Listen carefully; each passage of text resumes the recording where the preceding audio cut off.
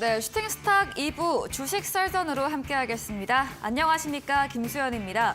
2부 주식 썰전에서는 전문가님과 시장 투자 포인트에 대해서 깊이 있게 이야기 나눠보겠습니다. 그리고 여러분의 종목 고민 해결해드리는 종목 상담 순서 기다리고 있고요. 마지막으로 전략주 AS와 새로운 전략주 오늘도 준비가 되어 있습니다. 먼저 종목 상담 누구나 쉽게 참여하실 수 있습니다. 문자 샵 3772번으로 오늘 함께하실 전문가 한결선 적어서 보내시면 저희가 입장 가능한 톡방 링크 보내드리고 있습니다. 또 포털 검색창에 슈팅스타 검색하시고 사이트에 들어오셔도 종목 상담 코너가 있습니다. 종목의 이름, 매수하신 가격, 비중 올려주시면 저희가 방송 시간 통해서 여러분들의 종목 고민도 시원하게 해결해 드리겠습니다. 네, 그럼 오늘 주식 썰전 함께할 전문가를 소개합니다.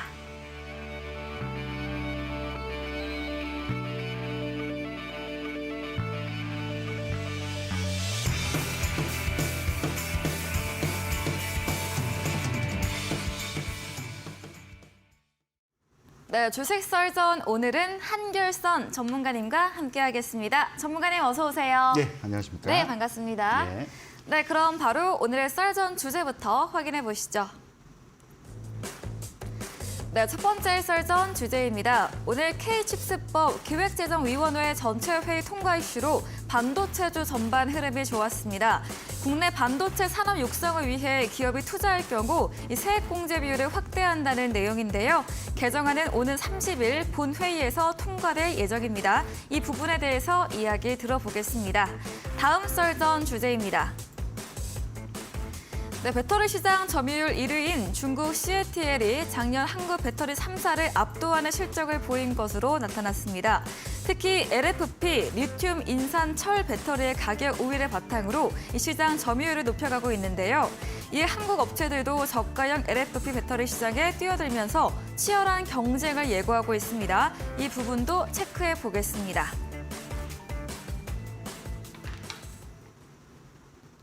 네, 오늘의 썰전 주제 확인해봤습니다. 오늘도 이슈 가득 담았는데요. 첫 번째 썰전 주제, 이 K칩스법 통과 이슈로 오늘 이런 시총 상위 종목들 반도체주도 흐름이 맞습니다. 좋았습니다. 반도체주, 이 K칩스법 통과로 좀 구체적으로 반도체주에 수혜받을 수 있는 업종 어떤 게 있는지도 궁금하고요. 한번 이야기 들어보도록 하겠습니다. 사실 뭐 이 K칩스법이 이제 처음 알려진 법은 아니고요. 네. 그동안 이제 미국에서 이제 반도체 지원법이 시행됨에 따라서 이제 중국의 반도체 산업을 이제 규제가 들어갑니다. 네. 여기에 따라서 이제 우리나라 반도체 업체들을 지원하기 위해서 그동안 이제 말만 굉장히 무성했던 부분들이었는데 이게 이제 국회 기획재정위에 이제 그 법안이 이제 통과가 됐습니다. 본래 법안이 이제 진행이 되려면 이제 30일 날 아마 본회의에 상정이 돼가지고 이제 통과가 될 건데 뭐 일단 기획재정위원회에서 통과가 됐기 때문에 뭐 본회의 통과는 좀 어렵지는 않다라고 생각이 들고요. 네. 근데 이 법이 이제 나왔던 이제 배경을 좀 우리가 살펴봐야 됩니다. 사실 이제 국내 가장 수출 비중이나 점유율이 가장 컸던 반도체 산업들이 최근 미국과 중국, 특히 이제 중국의 반도체 산업 규제를 위해서 미국이 이제 반도체 지원법을 만들고 미국 내에 반도체 투자라는 기업들, 보조금을 지급할 텐데 이제 국내 기업들이 결국 이제 미국 시장에서 반도체를 공급하려면 미국 공장을 설립하고 보조금을 받아야 되는데 자 이렇게 되면 이제 중국 시장에서의 이제 문제가 발생이 됩니다. 일단 미국에서 발표했던 최근에 이제 실무 세부안들이 지금 서로 협상이 좀 진행 중에 있는데 일단 중국 내에서 웨이퍼 기준으로 5% 한도 내에서만 이제 증설을 이제 허용하는 이런 부분들. 근데 이제 문제는 이제 중국 내에서 소위 얘기해서 이제 업그레이드라고 하죠. 이게 반도체 생성 공정도 또 미세화되고 또 이제 낸드 플래시도 이 다중 구조를 더 확대를 시키는 이제 이런 과정들이 거치게 될 텐데 중국의 반도체의 어떤 수출 규제 플러스 새로운 이제 신규 장비 도입에 대한 규제 이런 부분 때문에 그동안 이제 우리 전통적인 이제 삼성전자나 하이닉스 상당히 이제 우려 섞인 그런 모습들 보였었는데 사실 이제 이번에 통과되는 이제 K칩스법 이 법 자체가 중국에서 규제받는 거를 한국 내에서 투자를 했을 경우 이전을 했을 경우 이런 부분에 어떤 세제 지원을 확대한다는 이제 그런 기본 골격을 가지고 있는 내용인데 잠깐 이제 준비된 자료를 보면서 이제 설명을 좀 드리겠습니다. 네. 이번에 이제 통과됐던 이제 부분들이 이제 조세 특례법상 이제 개정안인데 말 그대로 세액 공제입니다. 쉽게 말하면 투자를 하게 되면 상당 부분 세금 부분을 감면해주는 이런 이제 방식으로 지원되는데 일종의 이제 직접적인 지원보다는 이제 간접적인 지원 방식인데요. 지금 최근 이제 원래 대기업과 중견기업들이 원래 이제 투자세 공제가 한 8% 정도에서 이제 15%로 좀 확대가 되고 또 중소기업 같은 경우는 25%까지 확대가 되는 이런 법안들인데 사실 이 법안을 살펴보면 최근 2, 3주 전에 윤석열 대통령이 발표했던 용인의 이제 반도체 클러스터를 조성하겠다라는 것까지 맞물려 있습니다. 그래서 이런 부분들을 이제 같은 맥락에서 좀 봐야 될 것 같고요. 또 하나 이슈가 되고 있는 거는 이 산업들이 이제 포함되어 있는 게 기존에 이제 반도체를 지원하는 법안에서 우리가 소위 얘기해서 이제 그 국가 전략 산업이라고 하죠. 이쪽 육성하는 산업들의 업종들도 좀 포함이 되어 있습니다. 특히 이제 반도체는 기본으로 들어가고요. 그다음 최근에 이제 이슈가 되고 있던 2차 전지 쪽, 그리고 우리 이제 코로나 시대를 겪으면서 우리가 많이 경험을 했는데 이제 백신 개발, 이 바이오 기업들, 그다음에 최근에 이제 뭐 LCD에서 이제 OLED로 많이 넘어갔는데 이런 디스플레이 업종들, 이제 여기다가 이제 최근 정부에서 육성하고 있는 수소 산업들, 그다음에 이제 미래형 이동 수산까지 포함되어 있는 이런 부분들이 이 6개 분야의 어떤 국가 전략 기술 산업으로 지정이 되면서 이쪽 산업들이 다 해당이 됩니다.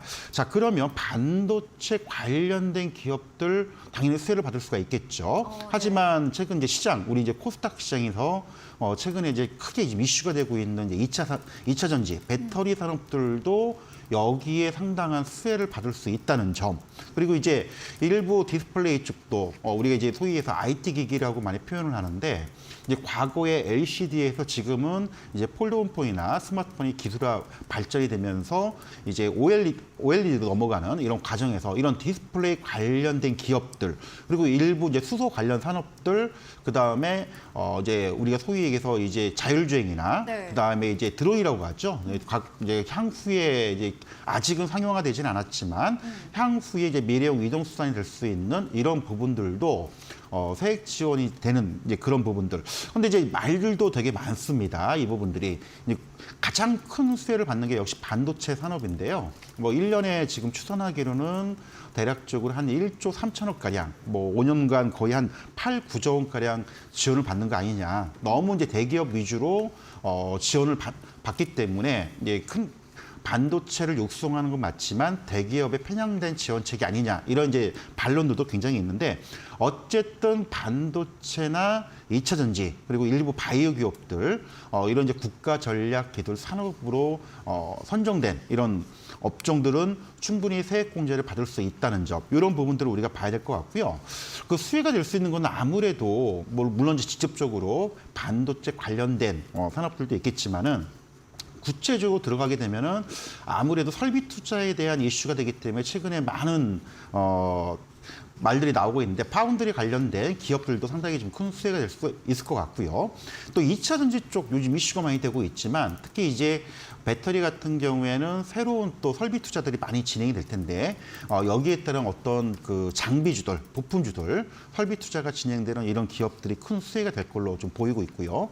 조금 더 확대를 하자면 우리나라 이제 스마트폰 시장이 좀 많이 좀 정체가 되어 있는데 이런 이제 IT 기기 관련된 기업들도 이 경기도권, 수도권에 굉장히 많이 있는데 이런 기업들도 충분히 수혜가 될 수 있다는 점, 이런 부분들을 좀 봐야 될 것 같고요. 그리고 또 하나 이제 가장 큰 이슈가 되고 있는 거는 이런 K-칩스법이 과연 얼마큼 수혜를 볼 수가 있느냐. 그러니까 쉽게 말하면 중국에서 우리나라 반도체 기업들이 어떤 생산, 설비 투자를 더 이상 하지 못하고 그다음에 웨이퍼를 기준으로 증설을 못하는 그런 부분들, 이 부분들이 과연 국내로 이전을 해서 얼마큼 들어올 수 있느냐, 이 부분이 상당히 이제 중요한 핵심 관건이 될 수가 있기 때문에 이 부분은 조금 더 시간 경과를 지켜보면서 체크를 좀 해야 되지 않을까, 이렇게 좀 정리해서 말씀을 좀 드리겠습니다. 네, 먼저 국가전략기술산업 지정으로 6가지 분야인 반도체, 2차 전지, 바이오, 디스플레이, 수소 등 세제 혜택 본격화 부분을 설명해 주셨습니다. 또 반도체 관련 수혜는 예상되지만 나머지 분야 역시도 호전적으로 작용될 것으로 말씀 들어봤고요. 이 반도체 장비 부품주, 설비 투자주 큰 수혜 예상된다는 말과 스마트폰 시장이 정체되어 있는 와중에 IT 관련 기업까지도 도움받을 수 있다. 이렇게 예상된다고 이야기 들어봤습니다. 다음 썰전 주제로도 이어가 보겠습니다. 중국이 이제 저가형 LFP 배터리를 점유율을 70%나 차지한다고 하는데 예, 이에 우리 맞습니다. 기업들도 뛰어든다 이런 말씀인가요? 예, 맞습니다. 이제 그동안에 배터리 시장이 이제 크게 네. 우리가 이제 3원계라고 하죠. 이제 MCN 계열의 어떤 배터리가 있고 이제 중국에서 저가형으로 하죠. LFP 네. 방식으로 이제 많이 나왔었는데 이제 요게 이제 그동안에 우리나라는 소위 얘기 3원계 쪽 MCN 계열의 배터리를 많이 집중을 했었고 네. 이제 중국은 저가형 LFP 방식을 지원했었는데 이제 이게 이제 최근에 좀 이슈가 좀 되고 있습니다. 왜냐하면은 이제 지금 뭐 지난주 방송에서도 한번 말씀을 드렸지만 인터배터리 2023에서도 여러 가지 신기술 관련된 부분들이 좀 발표가 됐었고요. 그리고 이제 전고체 관련된 이슈들 좀 말씀을 드렸었는데 여기에서 나왔던 이슈 중에 하나도 우리가 지금 같이 좀 주목할 부분들이 이제 중국 업체들이 거의 뭐 시장을 한 90% 장악을 하고 있을 겁니다. 네. 이 정도의 이제 LFP 쪽의 시장을 이제 한국산 K 배터리 업체들도 이제 진출을 해서 상용화시켜서 공급할 계획을 가지고 있다. 이런 부분들을 좀 주목을 좀 해야 될 것 같은데요. 실질적으로 이제 배터리 시장 규모를 보면은 우리가 이제 이쪽을 왜 안 할 수밖에 없는지 그 네. 부분을 좀 살펴봐야 될 것 같은데 잠깐 이제 준비된 자료를 먼저 보면서 그러면 네. 이쪽 그 MCN 계열 3원계 쪽의 배터리와 소위 말하는 LFP 방식의 배터리가 어떤 차이가 있는지 잠깐 살펴보고 좀 설명을 드릴 텐데 일단 우리가 흔히들 얘기해서 국내에서 많이 쓰고 있습니다. 이제 3원계라는 거는 이제 니켈, 코발트, 알루미늄 구성되어 있는 우리나라 K 배터리라고 알려져 있는 그런 배터리를 생각을 하시면 될 것 같고요. LFP 방식은 이제 니켈, 리튬, 인산, 철로 구성된 소위 얘기해서 좀 가격이 쌉니다. 대신 이제 가격이 싼 만큼 문제점이 좀 있죠. 아무래도 에너지 그 밀집도 쉽게 말하면은 많은 전기를 저장할 수가 없기 때문에 우리가 이제 소위 해서 전기차 같은 경우에는 한 번 충전으로 많은 거리를 이동을 해야 되는데 네. 이런 이제 그 주행 거리가 아무래도 짧아질 수밖에 없는 이런 단점. 하지만 이제 테슬라 쪽의 최근에 가격이나 쉽게 말하면 전기차들도 경쟁이 치열하다 보니까 가격을 다운시켜야 되는데 이제 MCN 계열 같은 경우보다는 아무래도 가격이 저렴한 LFP 방식의 이런 배터리를 특히 테슬라가 많이 좀 채용을 했는데 거의 아마 생산 물량의 50% 정도는 아마 LFP 배터리를 지금 채택한 걸로 알고 있습니다. 그래서 이런 장단점이 있다는 점. 네. 근데 이제 국내 업체들이 이제 MCN 계열의 이제 배터리뿐만 아니고 네. 이제 중국 쪽이 많이 생산하고 있는 이런 LFP 배터리를 진출한다는 그 의미는 아무래도 중국 시장 진출보다는요. 아까 잠깐 앞에서 얘기했던 것처럼 네. 미국 시장을 겨냥한 부분이 굉장히 많습니다. 아. 특히 이제 미국의 배터리 산업 쪽에 국내 업체들이 상당히 지금 그 설비 투자를 많이 했고요. 진출을 되어 있는 그런 상황들인데 이 중국 업체들, 배터리들이 아무래도 규제 때문에 공급하지 못하는 부분들을 국내 업체들이 충분히 채울 수 있는 이런 이제 전략적인 그런 측면들 우리가 좀 생각을 좀 해봐야 된다고 말씀을 드리는데 잠깐 준비된 자료를 보면서 그러면 이 LFP 방식의 배터리들이 어느 쪽에 많이 채택이 되는지를 좀 설명을 드릴 텐데요. 이제 흔히들 배터리 같은 경우에는 이제 원통형, 각형, 파우치형이라고 이제 표현을 많이 합니다. 우리 이제 건전지 형태로 취했던 이런 원통형 같은 경우 특히 초창기 테슬라의 전기차 같은 경우는 이런 원통형 배터리를 수십 개를 연결해서 만들었던 그런 형태고요. 그리고 이제 각형 같은 경우에는 충격에 강하지만은 이 제조 원가가 좀 높아지고 무게가 많이 나가는 단점이 있는데 특히 이제 유럽계 업체들이 많이 채택을 하고 있다는 점. 이제 파우치형 같은 경우에는 국내 업체들이 많이 채택을 하고 있습니다. 왜냐하면 이제 공간 활용도가 굉장히 높기 때문에 특히 이제 LG 에너지 솔루션이 이쪽을 많이 주력을 좀 하고 있는데 이런 형태인데 특히 LFP 방식의 배터리 같은 경우에는 아직 저가형이고 에너지 밀집도가 낮기 때문에 원통형의 제품들을 많이 가지고 있다는 점, 네. 요거를 좀 봐야 될 것 같고요. 이제 시장 규모도 잠깐 설명을 좀 드려야 될 것 같은데, 우리 국내 업체들이 중국에서 가격 경쟁력으로 이기기는 쉽지 않은 이제 그런 상황이기 때문에 결국 이제 중국의 배터리 업체들이 소위 얘기해서 LFP 방식의 배터리로 거의 전 세계 한 90% 이상 시장 점유율을 차지를 하고 있는데 전체 시장 규모를 보면 이 LFP 배터리들의 시장 규모도 결코 적지 않다는 거를 좀 말씀을 드리고 싶은데요. 네. 잠깐 자료를 보면서 설명을 좀 드리겠습니다. 네. 2021년 기준으로 전 세계 이제 그 배터리 시장 점유율이죠. 이제 국내 K 배터리가 한때 뭐 60%를 점유한다 했는데 지금은 비중이 많이 낮아졌습니다. 특히 이제 뭐 LG 에너지 솔루션과 삼성 SDI 또 SK온 이 3사를 합쳐도 이제 30%로 굉장히 비중이 낮춰졌고요. 특히 중국의 업체인 CATL 같은 경우 거의 32%가량, 특히 BYD도 한 10%가량.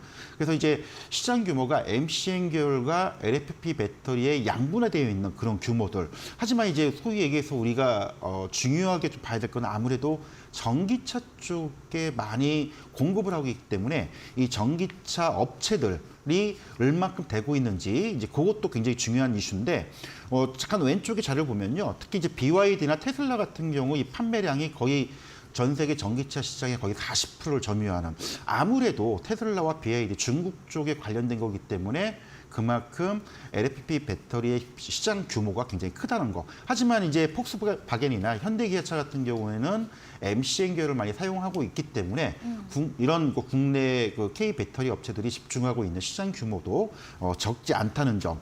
하지만 이제 어쨌든 이제 최근에 LFP 배터리도 기술들이 많이 발전을 하면서 이런 에너지 밀집도가 높아짐에 따라서 국내 업체들 슬슬 이쪽도 지금 생산 양산을 좀 준비를 하고 있는 이런 부분들도 우리가 좀 생각을 좀 해야 될 것 같고요. 네. 그러면 이제 이번에 이쪽에 이슈가 됐던 부분들은 이제 중국 시장보다는 미국 시장 쪽을 우리가 좀 보는데 네. 그럼 국내 업체들이 과연 어느 업체들과 많이 이제 소위 얘기해서 공급을 하고 있는지 이 부분도 우리가 좀 봐야 될 것 같습니다. 특히 네. 이제 LG 에너지 솔루션 같은 경우에는 완성차 OEM으로 이제 현대기아차, 또 GM, 또 스텔란티스, 혼다, 르노 쪽에 지금 공급을 많이 하고 있다는 점.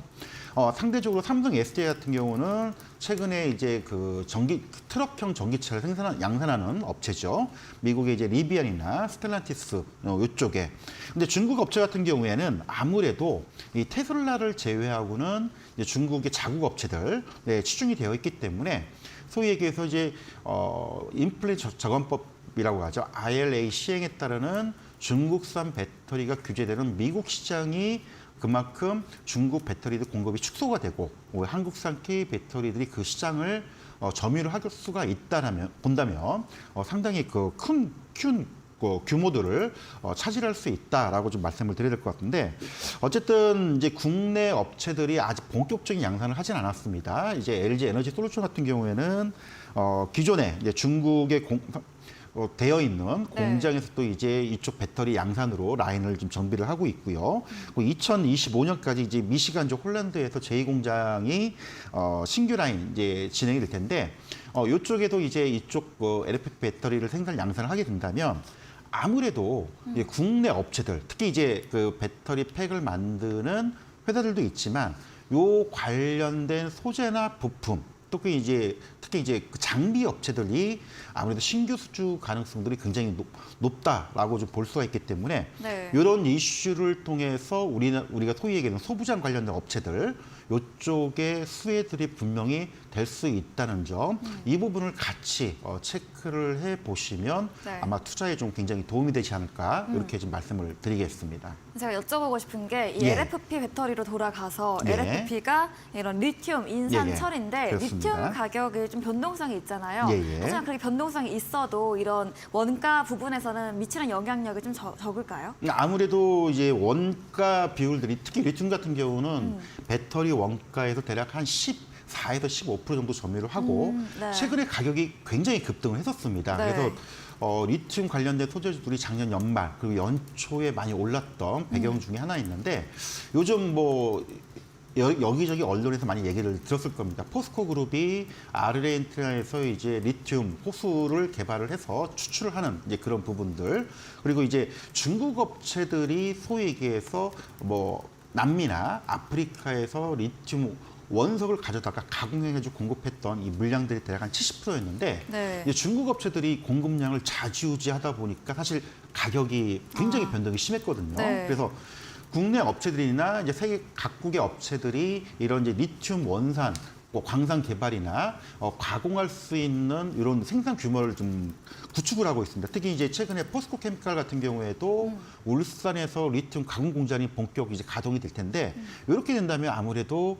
중국 업체들, 특히 공급자들이 수요 공급에 의해서 가격을 변동시켰던 부분들이 좀 안정화될 수 있는 그런 부분들이 있기 때문에 최근에 리튬 가격도 좀 하락되고 있다는 그런 부분들, 이 부분도 좀 같이 체크를 좀 해볼 필요가 있고요. 네. 다만 이제 국내 업체들이 리튬 가공 쪽에 최근에 많이 뛰어들었습니다. 네. 그래서 이쪽 업체들은 오히려 또 반사수혜를 또 얻지 않을까. 모두 호재이다. 예, 네. 맞습니다. 그래서 그런 측면도 같이 좀 봐주셨으면 좋을 것 같습니다. 네, 알겠습니다. 네, 이 배터리 시장 규모로 MCN, 삼원계, 니켈, 코발트, 알루미늄으로 구성된 배터리와 LFP, 리튬 인산 철 배터리의 차이점 자세히 설명 들어봤고요.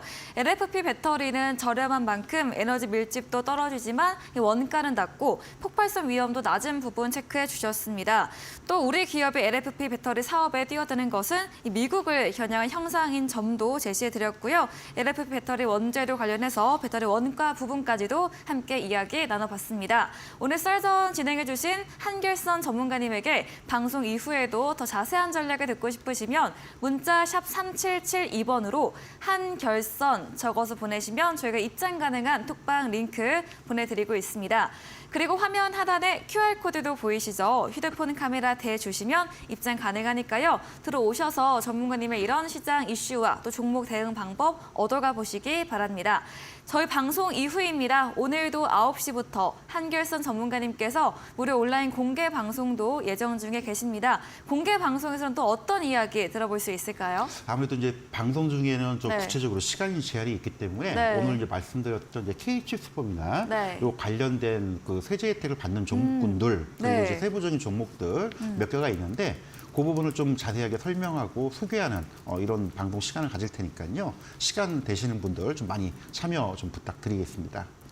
네, 잠시 후 9시부터 이어지는 무료 온라인 공개 방송에서는 K칩스법 관련해서 수혜받을 수 있는 탑5 종목에 대한 주제로 진행해 주신다고 합니다. 포털 검색창에 슈팅스타 검색하시고요. 사이트에 들어오시면 한결선 전문가님 사진 바로 아래 방송 입장 가능한 버튼이 있습니다. 클릭하시고 9시부터 함께 보시면 되겠습니다. 저희 준비된 이벤트도 있죠. 마지막 코너 도전 상한가에서 전략주에 대한 힌트를 알려드리고 있는데요. 힌트를 듣고 정답을 아시는 분들도 9시 무료 온라인 공개 방송 들어오셔서 채팅창에 남겨주시면 커피 교환권 함께 보내드리겠습니다. 오늘 썰전 주제 정리해보고 돌아옵니다.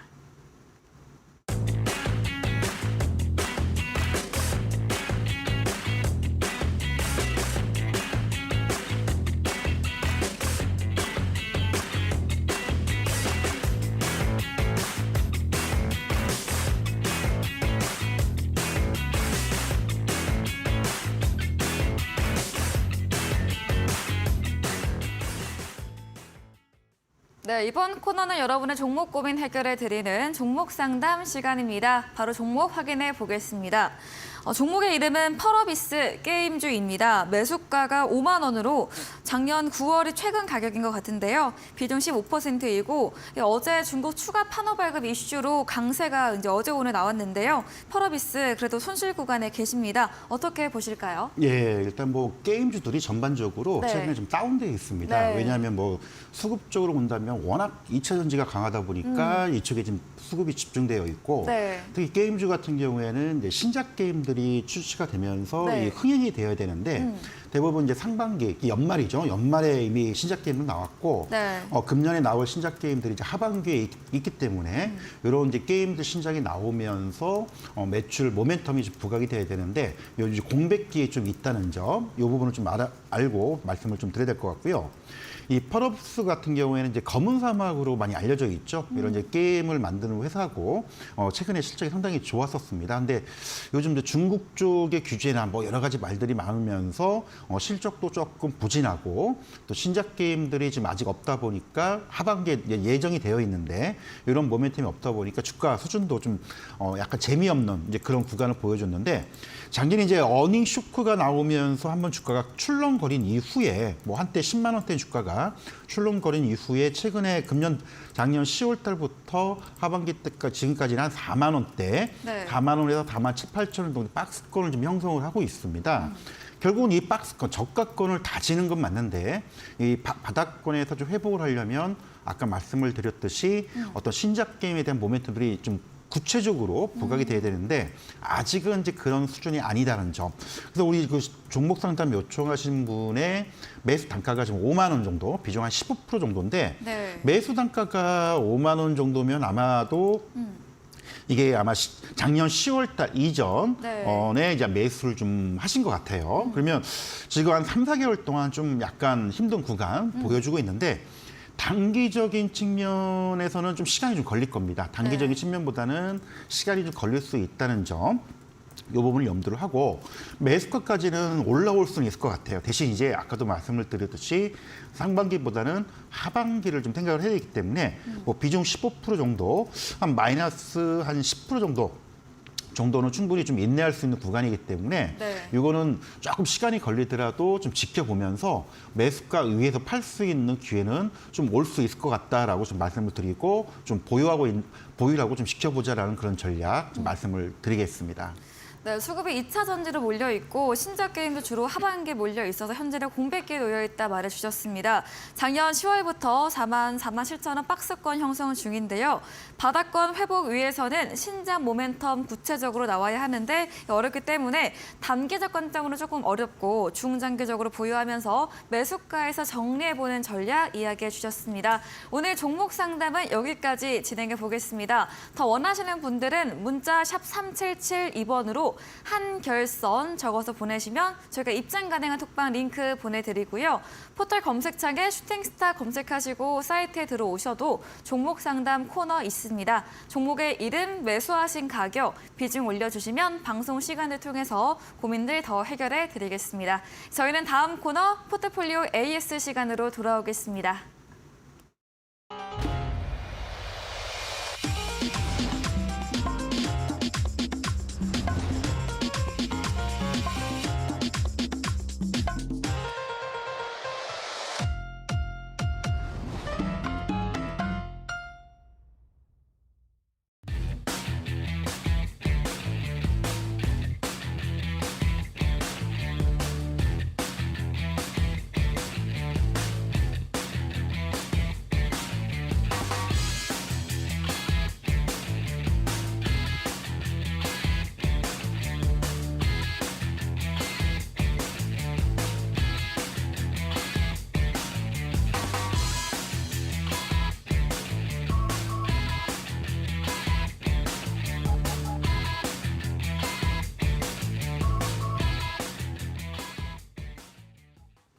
네, 이번 코너는 기다리셨던 전략주 AS 시간입니다. 전문가님께서 방송 중에 추천드린 종목에 대해서 또 어떤 전략에 유효할지 새롭게 이야기 들어보겠습니다. 첫 번째 AS 종목입니다.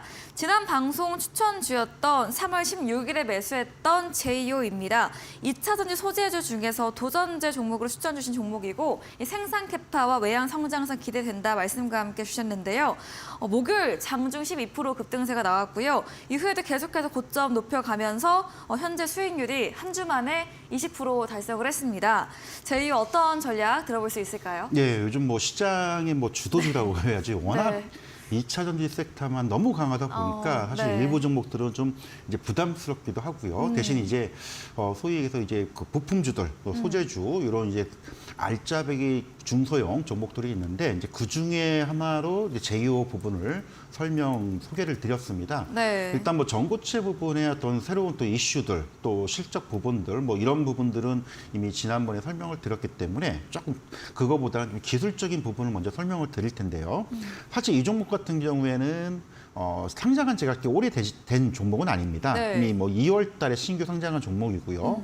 당시 이제 공모가가 10,000원대 상장을 했고, 뭐 매출 성장성이나 최근 이슈들을 본다면 뭐 공모가가 상당히 그 낮게 시장이 그때 굉장히 안 좋았기 때문에 됐다는 그런 측면을 좀 염두를 하고 봐야 될 것 같고, 이제 기술적으로 본다면 일단 상장 초기에 뭐 2만 원대, 2만 1,000원대에서 좀 오르락내리락하다가 최근 이슈가 좀 됐었죠. 네. 아무래도 2차 전지 쪽에 뭐 세액공제나 또 최근에 설비 투자 확대 등 이런 이슈들이 부각이 됐고, 또 기술적으로는 국내에서 이제 탄소나노 투비라고 하죠. 요 LG화학과 제이오 이 두 개 회사가 많이 양산을 좀 하고 있는데, 이런 이제 이슈가 부각이 되면서 주가가 한번 3만 원 돌파 시도했다가 다시 되밀려 있던 부분. 아마 지난주 같은 경우는 요 되밀렸을 때 부분을 이제 말씀을 드렸는데 네. 다시금 이제 올라왔습니다. 자, 그럼 여기서 우리가 이제 흔히들 이제 두 가지 관점을 먼저 생각을 좀 해 보셔야 될 것 같아요. 먼저 신규 상장 종목군들은 가장 이제 이슈가 되는 게 뭐냐면 상장 이후에 락업 물량들, 보호예수 물량들 때문에 주가가 밀리는 경우들이 굉장히 많은데, 제이오 같은 경우에는 2개월 내에 락업 걸린 물량이 없습니다. 그리고 이제 대부분 락업이 안 건 물량이 초창기 때 한 50% 이상이 됐었고요. 일부 물량들은 3개월에서 4개월 걸려있기 때문에 그 이후 시점은 좀 부담이 될 수 있지만 아직까지 그런 영향은 없다는 그런 점 한 가지 말씀을 드리고 싶고, 또 여타 종목군들이 주가 상승이 굉장히 높습니다. 특히 이제 소재 관련된, 리튬 관련된 일부 장비들도 굉장히 강하게 올라왔는데, 이 제이오 같은 경우에도 소재 관련주로서 뭐 주가가 한 2만 2, 3천 원대에서 한 2만 8천 원, 물론 최근에 좀 상승이 나왔지만은 상대적으로 많이 오르지 못했다는 점, 그런 측면을 놓고 본다면 지난번에 제시했던 뭐 3만 원 선 다시금 이 전고점 돌파 가능성을 좀 염두를 해두고 좀 보자라고 좀 말씀을 드리고 싶고요. 네. 다만 이제 많은 분들이 이제 이런 질문들을 하십니다. 이제 이 정도 올라왔기 때문에 여기서 뭐 신규로 좀 따라잡는 건 어떨까, 이렇게 보실 수 있는 분들이 계시는데, 뭐 매수 타이밍을 좀 보실 때 항상 말씀을 드리지만, 오르기 전에 잡아놓고 올랐을 때 이제 팔아야 수익이 나는 거기 때문에 지난번 말씀드렸던 눌림목이라고 보통 표현을 많이 하죠. 네. 상승 후 한번 다시 되돌림이 나올 때 이 포인트를 노리는 이런 매수 구간일 때 진입을 해야지, 이미 뭐 올라 있는 상태에서 하면은 뭐 좀 워낙 변동성이 클 수도 있고, 남들은 이익 실현할 때 내가 매수하는 꼴이 되기 때문에 뭐 올라가 있는 상태에서는 신규 매수는 좀 바람직하진 않다. 일단 충분히 매수 기회는 좋기 때문에 네. 전고점 3만 원 재돌파 가능성 여부를 좀 더 지켜보자, 이렇게 말씀을 드리겠습니다. 그러니까 지금은 주가가 많이 올랐기 때문에 신규 매수는 어려운 부분이라 이 말씀이시죠? 예, 맞습니다. 네, 알겠습니다. 네, 제2호 조정 후 다시금 올라왔다 말씀 주셨습니다. 두 가지 관점으로 이 신규 상장 종목은 상장 이후에 보호예수 물량 해제 부분이 있는데요. 현재는 부담이 없다 짚어주셨고요. 다른 2차 전지에 비해서 기존 2만 3천 원대로 상대적으로 더 오른 종목이기에 3만 원 전고점 돌파 가능성 염두에 보되 현재 신규 매수는 어려운 점 체크해 보도록 하겠습니다. 다음 AS 종목입니다.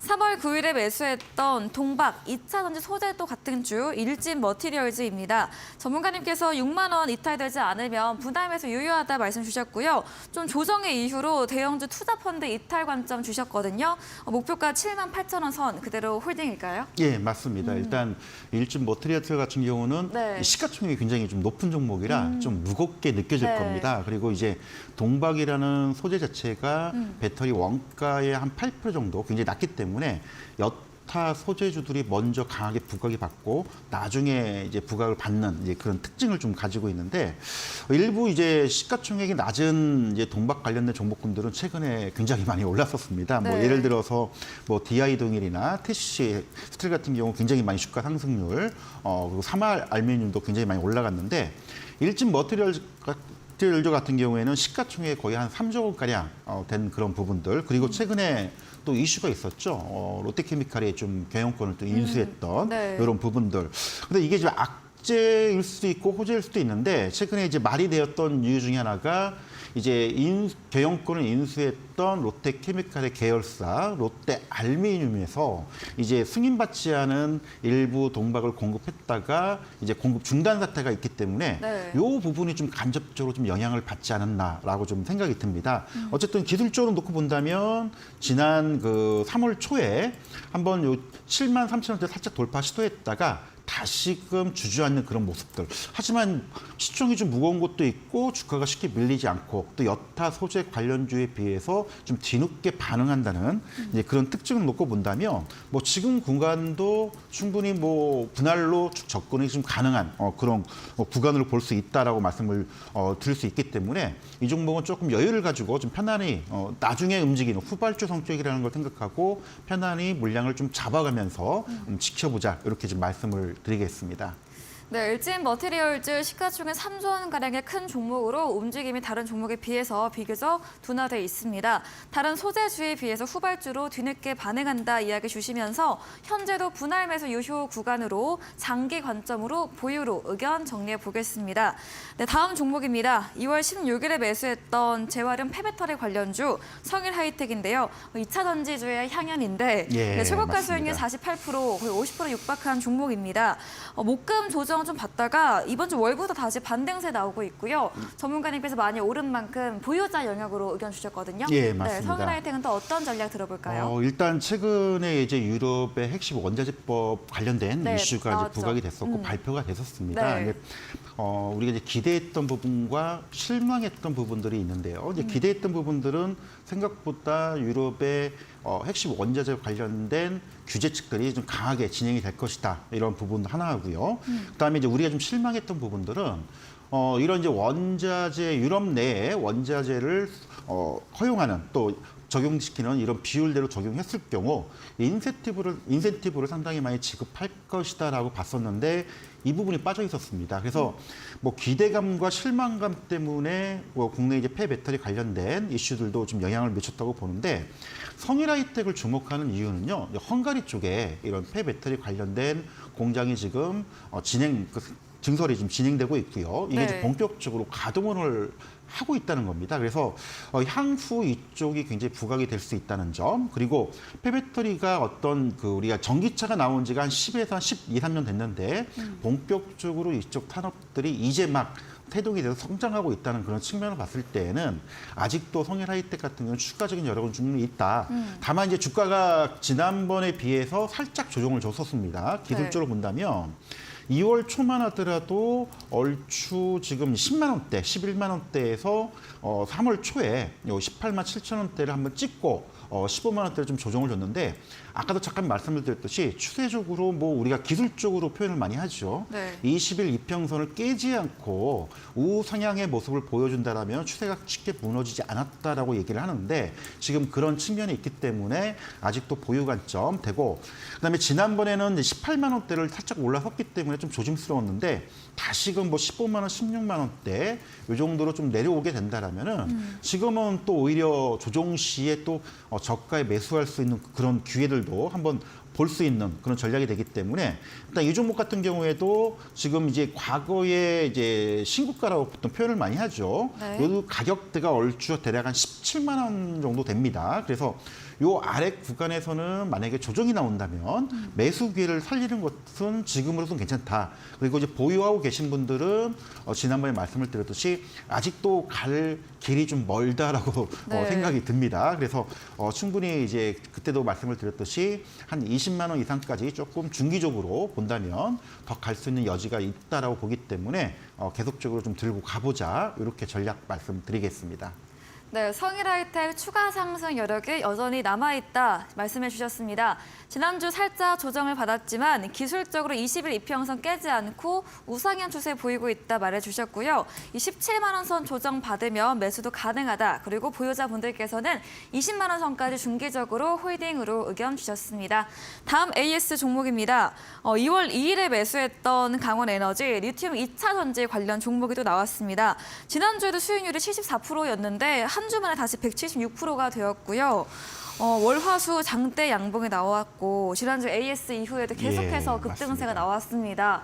정말 2차 전지주의 질주가 어디까지일까요?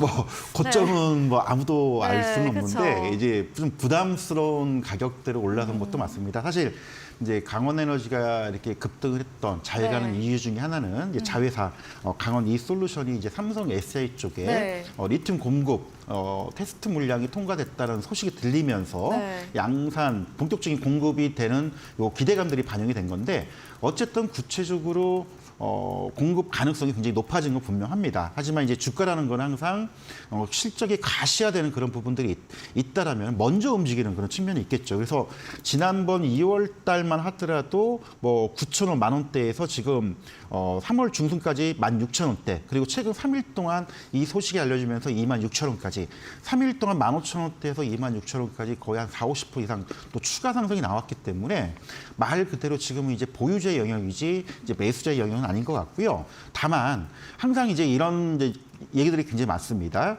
테마주라고 보통 표현을 많이 하죠. 우리가 기대감 때문에 주가가 상승하는데 가시적인 실적 성과가 안 나오면 주가는 원위치 합니다. 하지만 이제 강원에너지 같은 경우에는 자회사를 통해서 삼성 SJ 쪽에 무수한 리튬이 공급 본격화된다라면은 주가가 쉽게 빠지지는 않을 것 같습니다. 그래서 지금 보유자의 영역이고 어디까지 갈지는 모르겠지만 일단 신규 매수는 절대 안 되고요. 네. 보유하고 계신 분들 일단 고점에서 대량 거래량이 터지면서 뭐 한 주가가 한 10에서 15% 급락 나오기 전까지는 한번 갈 때까지 한번 가보자 이렇게 좀 전략을 말씀을 드리겠습니다. 네, 강원에너지, 강원솔루션, 삼성 SDI조 리튬 공급 테스트 분량 통과 소식에 주가가 더 강하게 분출이 됐습니다. 지금은 보유자 영역으로 고점에서 거래량 터지며 조정받기 전까지는 들고 가보는 전략을 주셨습니다. 다음 종목입니다. 이번에는 로봇 관련주 새롭게 등장을 했습니다. 1월에 매수했던 로봇 관련주 로보티즈인데요.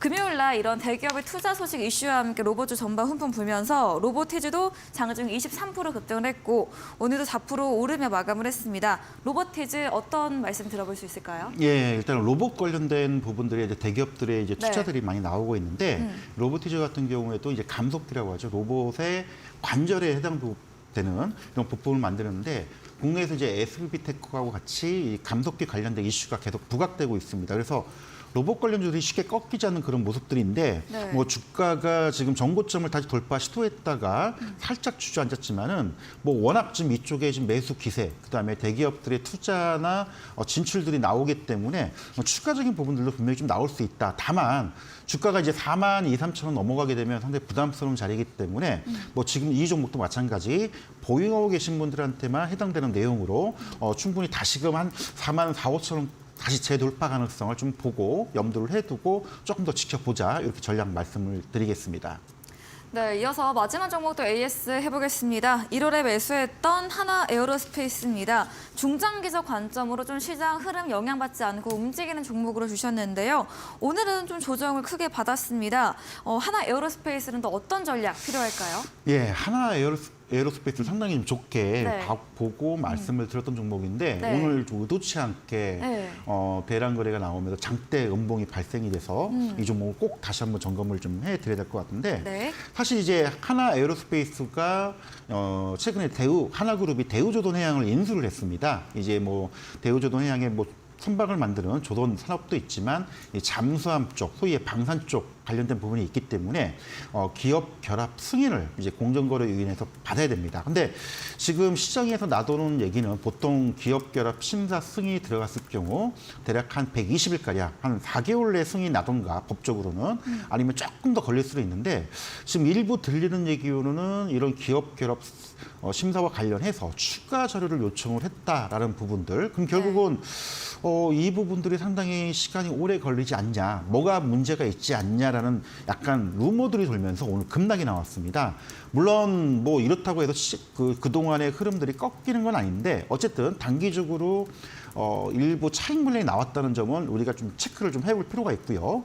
기술적으로 일단은 9만 원대를 이탈하진 않았습니다. 장중에 살짝 이탈했다가 되밀리긴 했지만 이 9만 원대를 크게 이탈하지 않는다라면은 아직도 유효하다. 하지만 이제 그 종목이나 시장이나 어떤 악재들이 발생이 될 경우가 있을 겁니다. 그래서 9만 원 이탈하지 않는다면 지켜는 보되 요거 이탈한다면 조금 부분적인 이익 실현도 좀 대비를 해두자. 다만 이제 신규 매수를 우리가 한번 고려를 해볼 필요는 있을 것 같습니다. 기업 결합 심사가 사실 기업 가치에 영향을 미치는 부분은 아니기 때문에 네. 최근에 이제 K9 자주포나 여러 가지 방산 쪽의 수주 이슈들을 본다면은 뭐 기업 실적들은 당연히 증가될 수밖에 없는 그런 부분들. 이제 한국의 로키드 마틴으로 거듭나기 위해서 하나그룹이 집중적으로 육성하는 그런 측면을 본다면 중장기적으로 충분히 저는 여전히 좋은 모습들을 보이고 있기 때문에 만에 하나 기술적으로 뭐 8만 4, 5천원까지 밀린다라면은 이때는 뭐 매수 기회를 한번 볼 필요가 있을 것 같고요. 네. 뭐 보유를 하고 계신 분들은 뭐 오늘 잠깐 흔들렸다고 하더라도 이게 뭐 추세가 이탈되거나 이 회사 자체에 큰 이슈가 되는 악재가 되는 부분은 아니기 때문에 이런 부분들을 체크하면서 일단 보유 관점은 그대로 좀 유지를 해보자. 이 네. 전략 말씀을 드리겠습니다. 네, 전문가님께서 이렇게 오르는 종목 외에도 이렇게 오늘 장대 음봉다운 하나 에어로스페이스까지도 꼼꼼하게 AS 진행해 주셨습니다. 저희는 마지막 코너 도전 상한가로 돌아오겠습니다.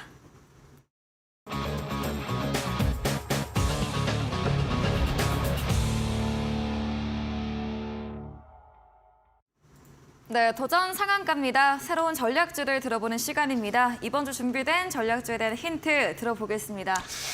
이 종목도 공교롭게도 2차 전지에 전지인가요? 관련된데 이제 네. 소재 쪽입니다. 네. 소재 쪽인데 약간 이제 우리가 힌트를 드리자면 작년에 이제 경영권이 좀 변경이 됐었습니다. 네. 근데 재미난 부분이 좀 하나가 있죠. 이제 최대 주주가 SFA로 변경이 됐는데 이 회사가 원래 과거에는 IT 기기 부품 회사였는데 삼성 디스플레이가 지분을 한 10% 가지고 있는 삼성과 상당히 연결고리가 있는 회사에서 경영권을 가져가고 있다는 점, 이 부분을 좀 봐야 될 것 같고요. 또 CIS가 최근에 수주 물량이 꽤 됩니다. 거의 뭐 발표된 공시자료만 하더라도 한 2,500억 가량. 그런데 주가는 여타 종목에 비해서는 좀 오르지 못했다는 점. 그래서 잠깐 이제 준비된 자료를 좀 보면서 설명을 좀 드리고 싶은데 이 회사가 그 2차 전지 생산 공정에 필요한 이 쿼터나 그 롤링 네. 같은 이런 공정 자동화 설비뿐만 아니고 네. 최근에 또 전고체 쪽도 소재를 개발하고 있다는 점, 그리고 삼성 SJ 쪽하고 상당히 영향을 주고 있다는 이런 부분들을 봤을 때 이 종목 같은 경우 우리가 한번 많이 오르지 못했던 그런 부분이 있기 때문에 관심을 가지고 좀 봐야 되지 않을까라고 좀 말씀을 드리고 싶고요. 네. 최근에 기술적인 부분을 잠깐 살펴만 본다면 네. 주가가 아직 크게 좀 오르지 못했던 부분이 좀 있습니다. 그래서 이 종목 같은 경우에도 우리가 이제 봤던 부분들을 충분히 좀 본다라면은 메리트가 좀 있지 않을까. 차트를 좀 띄우지 못했는데 잠시만요. 네. 네, 주가 많이 예. 오르지 못했. 네. 아이고요. 됐나요? 예. 전문가님? 그래서 지금 마음이 급하셔가지고. 차트가 네. 좀 보이질 않고 있는데 네, 괜찮습니다. 일단은 이 부분은 제가 장 끝나고 네. 공개 방송할 때 자세히 설명을 드릴 거고요. 뭐 충분히 이제 우리가 생각할 때 가격대 지금 오르지 못했던 부분이기 때문에 오히려 네. 밀릴 때 매수할 수 있는 구간으로 접근할 필요가 있고 한 목표가 한 13,000원까지는 충분히 갈 수 있지 않을까. 그리고 추가적으로 실적으로 놓고 본다면 상당히 지금 오르지 못했다는 점. 네. 이 부분에 어떤 매력 포인트, 투자 포인트로 좀 봐주셨으면 좋을 것 같습니다. 네, 전략주 힌트를 들어봤습니다. 이번 주도 2차 전지 소재주로 전략주 가져오셨는데요. 작년 경영권 SFA로 최대 주주 변경 이슈가 있었고요. 전고체 장비 회사로 삼성 SDI와 연관 있는 기업, 또 주가적 측면이 많이 오르지 못했기 때문에 관심을 갖고 보자. 조정받는 지금 매수 구간으로 목표가 13,000원 정도로 제시해드렸고요. 이제 전문가님께서 차트가 준비됐다고 해서 한 번 더 보도록 하겠습니다. 이 차트를 잠깐 보면요. 네. 작년에 하면 주가가 출렁 출렁거렸던 부분들이 한 번 있었을 겁니다. 그때 이제 경영권 매각 소식들이 나왔는데 이제 이슈가 됐던 부분들은 뭐냐면 매각 가격입니다. 주당 가격이 한 12,000원대. 그 당시 이제 가격이 한 13,000~14,000원대였는데 경영권 매각의 가격이 11,300원 정도 되다 보니까 뭔가 문제가 있는 거 아니냐라는 그 소식 때문에 주가가 좀 출렁거리고 급락을 했다는 그런 점. 물론 이제 4분기 때 실적이 좀 안 좋았던 부분이 있습니다. 하지만 네.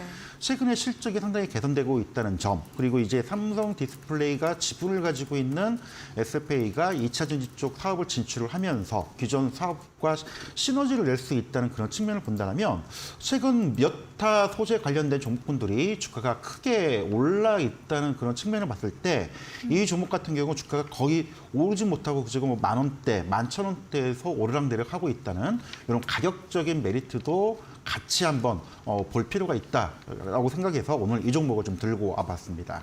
네, 차트까지 확인해 봤습니다. 전략주에 대한 자세한 대응 방법 원하신다면 잠시 후 이어지는 9시 한결선 전문가님의 무료 온라인 공개 방송 들어와 보시기 바랍니다.